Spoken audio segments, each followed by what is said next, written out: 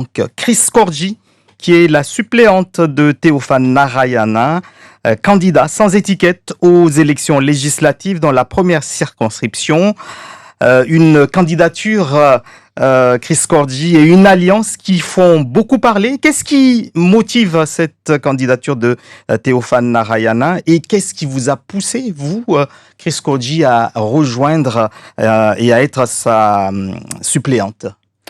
Bonjour à tous, merci Andy. D'abord, il faut rappeler que j'ai été effectivement candidate titulaire, si je puis m'exprimer ainsi, avant cette alliance. Je l'ai dit, j'ai eu à le dire. Je n'ai jamais exercé de mandat, je n'ai jamais accepté. Je m'étais engagée dans le travail. Je suis allée au charbon, je n'ai jamais rechigné et j'ai exercé un certain nombre de responsabilités. Et aujourd'hui, comme beaucoup de candidats, la situation du pays ne me laisse pas indifférent. C'est la raison pour laquelle j'avais décidé effectivement de m'engager pour proposer à mon tour quelque chose qui puisse améliorer les choses. Alors, c'était pas une obsession, c'était pas une fin en soi, c'était pas absolument décrocher un fauteuil. Et d'ailleurs, mon parcours, si vous suivez bien, ressemble un petit peu à... C'est pas un problème que je puisse m'associer à Théophane Narayana. J'ai moi-même pris plusieurs fois la tête, par exemple, de comité de défense pour l'intérêt général, que ce soit défendre Salim Naoudas, défendre Mahmoud Ouaziari, Ali Mohamed. J'ai même été présidente de l'association Cohésie C'est Nous, lorsqu'ils ont été en difficulté, alors que ce sont eux qui m'avaient le plus torpillé, je crois, dans la presse. C'est juste pour vous dire que c'est jamais une position que je recherche ou quoi que ce soit. Je participe à défendre des intérêts et des causes auxquelles je crois. Donc, vous croyez à cette cause, une candidature que je disais, donc qui ne laisse pas indifférent. On connaît Théophane Narayana comme un grand chef d'entreprise ici à Mayotte. Sur les réseaux sociaux, on parle aussi de cela, mais en disant, mais il y a des candidats mahorais, pourquoi est-ce qu'un Réunionnais vienne ici à Mayotte se présenter? D'abord parce qu'on n'est pas habitué à voir des personnes qui viennent d'autres départements, ou originaires d'autres départements, ou même métropolitains s'engager. Donc, ça fait parler. Comment est-ce que vous réagissez par rapport à ça? Alors, je voudrais d'abord rappeler que cette alliance ou ce partenariat, c'est un partenariat de programme et de projet. C'est ce que j'ai regardé. Est-ce que nos deux projets sont compatibles? Oui. Mais deux mots quand même sur Monsieur Narayana, que je ne connaissais pas plus que vous, que je découvre et qui m'a surpris beaucoup. C'est lui qui est venu vous voir? Exactement, voilà. C'est lui qui m'a sollicité et donc on a discuté, on a regardé les idées, qu'est-ce qu'il propose. Et donc moi, ce qui m'a surpris chez lui, c'est qu'au-delà de l'homme de chef d'entreprise dont les activités sont médiatisées, très publiques, il y a un côté de Monsieur Narayana que je ne connaissais pas, qui m'a complètement surpris. Et c'est pas lui qui m'en parle, c'est les gens que nous rencontrons. Est-ce que vous savez que Monsieur Narayana a pratiquement aider, par exemple, toutes les mosquées de Mayotte, enfin, les chantiers en tout cas, par exemple. Il aide aussi les particuliers, il aide beaucoup les associations, il aide les événements, il aide aussi les individus qui sont en difficulté. C'est-à-dire qu'au-delà de l'image médiatique comme ça, il répond. C'est quelqu'un d'extrêmement bienveillant, à l'écoute, et qui répond à peu près à toutes les sollicitations parce qu'il en a les moyens. Mais ça, il n'en fait pas la publicité. Donc, c'est un côté qui m'a agréablement surpris. Après, je reviens sur la question de la réunionité et de la non-maorité.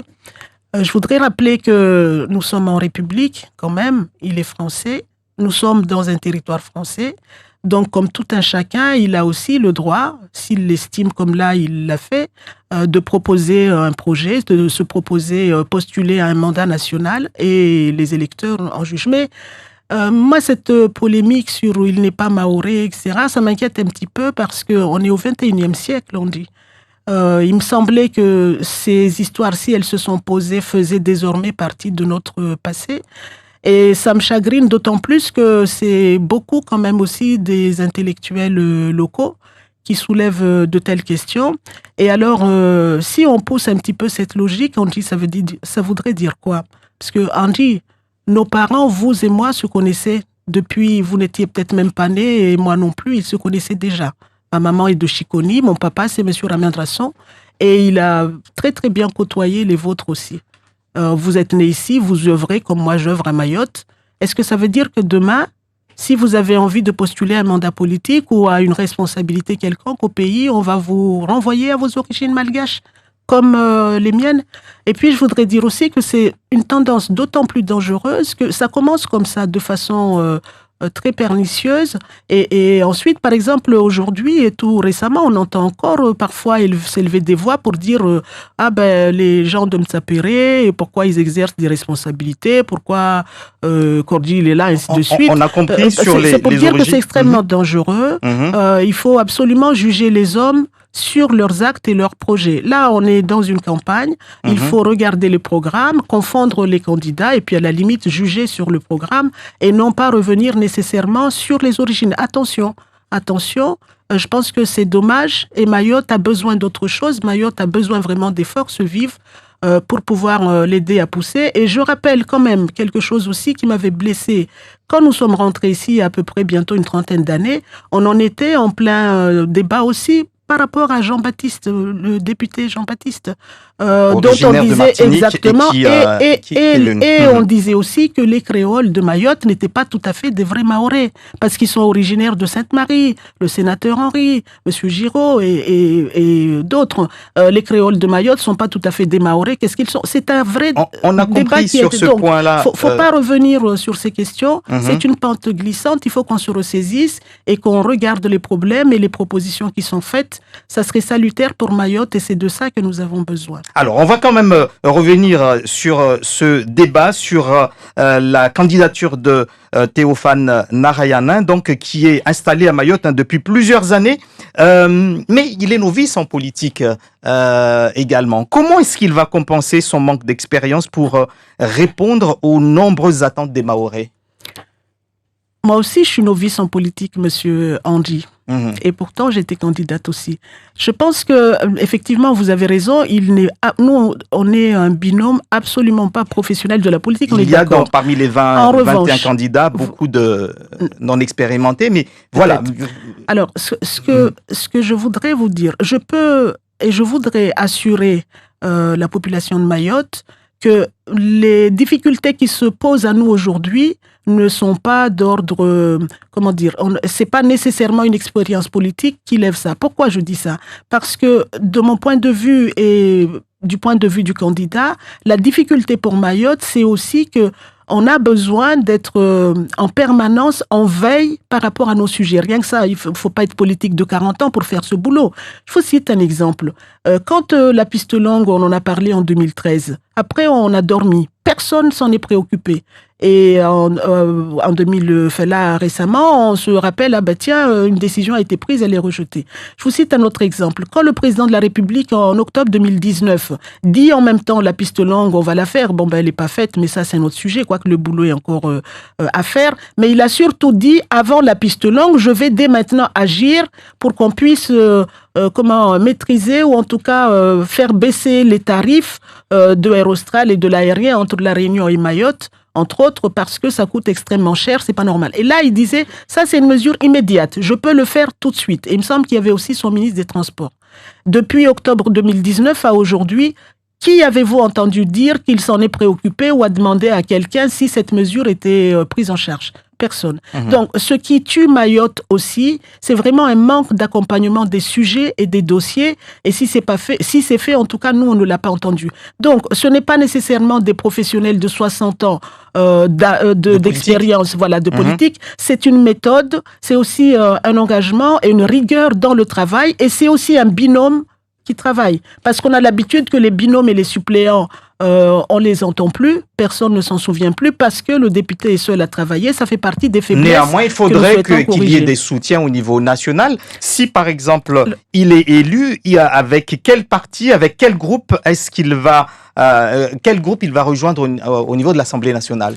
Alors, son discours, c'est de dire que, quel que soit le groupe majoritaire, quel que soit le groupe et la tendance, quel que soit le parti, il sera dans le groupe majoritaire. Pourquoi? Parce que c'est quand même pas dans une opposition de principe dur qu'on arrive à faire bouger les lignes. Mais il n'y a pas que ça. Il y a la deuxième chose, c'est qu'il y a aussi l'Assemblée des Outre-mer. les ultramarins sont aussi nos partenaires naturels. Ça veut dire aussi que ce sont potentiellement une force, c'est une force potentiellement pour pouvoir accompagner Mayotte. Et puis, je voudrais dire aussi que même localement, nous avons aussi des personnalités qui peuvent accompagner les dossiers de Mayotte. Regardez par exemple, quand nous parlons tous d'égalité sociale, de solidarité, de protection sociale, etc., sur ces questions-là, que ce soit la retraite ou autre, nous avons quand même une conseillère économique et sociale au national aujourd'hui qui travaille, ça fait son 2e mandat. C'est quelqu'un qui a, Madame Sarah Moussoun en l'occurrence, qui ne connaît pas Madame Sarah, qui ne connaît pas son expérience localement depuis le syndicalisme, la caisse de sécurité sociale, en tant que conseillère départementale aux affaires sociales et aujourd'hui conseillère économique et sociale. Qui est allé la voir pour ça? Eh bien nous, par rapport à nos dossiers sociaux, notamment le Conseil économique, c'est quand même un organe extrêmement important au plan national qui donne et prépare les avis et un éclairage au gouvernement sur ce genre de questions. Eh bien, nous comptons notamment nous appuyer sur elle. En plus des forces vives locales, nous, on essaye d'additionner les forces. Changement de méthode. Complètement, monsieur. On n'est pas des gens on n'a pas envie de montrer à quiconque qu'on sait faire mieux que d'autres. On essaye d'être efficace. Et on saisit absolument toutes les opportunités. En plus, évidemment, des élus. Il nous reste localement. Peu de temps. On sait que, concernant les programmes, Chris Korji, ont défilé ici quasiment la vingtaine de candidats aux élections législatives. Les souhaits, en tout cas, ou les projets sont quasiment identiques, à quelques points près. Alors, qu'est-ce qui fait la différence, selon vous? Pourquoi est-ce que vous pourrez faire mieux au-delà de cette histoire de méthode? Mais qu'est-ce qui fait que votre méthode va pouvoir s'appliquer parce que vous avez peut-être mieux analysé les choses? Alors, je ne sais pas si c'est mieux, mais en tout cas, nous explorons aussi un champ auquel personne ne touche. Tout le monde, effectivement, a quasiment les mêmes idées, c'est normal, les diagnostics sont partagés, donc il n'y a pas de souci de ce point de vue. Ce que nous disons, nous, en revanche, et ce que nous observons, c'est qu'il y a un réel problème. Quand vous parlez avec vos interlocuteurs, qu'ils soient ministères ou qu'ils soient ici, localement, le préfet de Mayotte, je crois que par rapport à toutes les mesures qui sont prises pour Mayotte, il y a un vrai problème de...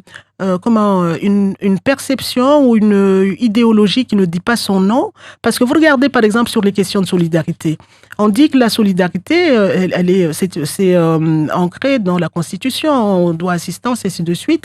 Et pourtant, de la manière dont Mayotte est servie, la population de Mayotte est servie, on a l'impression qu'on revient au 19e siècle, quasiment, on fait de la charité chrétienne, par exemple. Alors que c'est un droit, normalement, et donc qu'il faut, ici, c'est un petit bout par-ci, par-là, et en plus, à l'appréciation du gouvernement, du préfet, de ceci, de cela, toutes les aides quasiment. Comment faut-il changer alors? Ça, c'est très embêtant parce que retour complètement en arrière. Autrement dit, nous ne sommes pas accompagnés ou regardés comme un département par entière. On nous fait la charité, on nous porte assistant d'une certaine façon. Regardez toutes les littératures sur les questions autour de solidarité. Je vous invite à regarder Émile Durkheim, ce qu'il en dit, ou Bourgeois, qui est un juriste aussi et un politicien, qui disait que les solidarités, les actes de solidarité ne sont protégés que par la loi. Autrement dit, si l'aide dépend de vous, du préfet, du gouvernement, c'est de la charité, mais c'est de l'instabilité. C'est exactement ce qui se passe. Les pouvoirs des élus, les prérogatives des élus, les moyens des régions, ainsi de suite, toutes ces questions tournent autour de ça. C'est-à-dire que Mayotte est administrée, c'est comme si on nous portait un peu secours, on nous aide un petit peu, mais on est complètement exclu du droit. C'est la raison pour laquelle notre message, c'est de dire arrêtez de nous regarder comme si on était des indigents, arrêtez cette condescendance, c'est insupportable. Ça, c'est ce que vous allez dire à l'Assemblée nationale? Mais ça, évidemment, on ne le crie pas sur la table tous les jours, mais on le place et on le dit les yeux dans les yeux, on dit. Comment voulez-vous que ça s'appelle autrement? On n'est pas en train de nous aider. Et regardez, par exemple, je passe tout à fait à autre chose, mais ça y ressemble. Les titres de séjour territorialisés. Seul le préfet a la possibilité, il a le pouvoir d'apprécier si oui ou non il laisse partir les gens. Vous appelez ça comment? C'est pas constitutionnel.